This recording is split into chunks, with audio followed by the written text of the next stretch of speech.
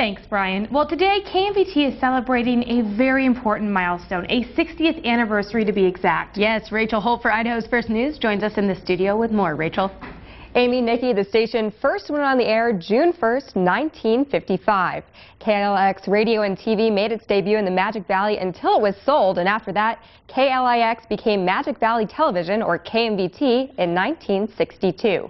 Soon, a $500,000 investment was made to remodel the offices, install a new transmitter, and purchase new equipment.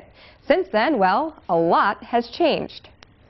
It just makes me wonder, what will television look like going forward in the media age that we live in these days? Things change very quickly, things happen very fast, and I'm very excited for what the future looks like, and I know that we're definitely going to be a part of that future. We talked to two familiar faces who you may remember, Kelly Carlson and Doug Maughan. Both are former KMVT alums who are still active in the community and shared their memories with us from their time at the station. When we started, or at least when I started, KMVT was located over on Eastland and Elizabeth. It had been there since it was Clicks TV back in the 50s. And gosh, we had a lot of fun in that building too. The first newscast I did was with black and white cameras.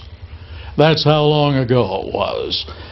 Then we brought color cameras in, and I was out of television when they did the digital transition, but I've seen a lot of changes. As the industry continues to grow and evolve, we are seeing some big changes in the near future. Well, what's next for KMVT? As we mentioned in March, Gray Television bought the station for $17.5 million. In the studio, Rachel Holt, Idaho's First News.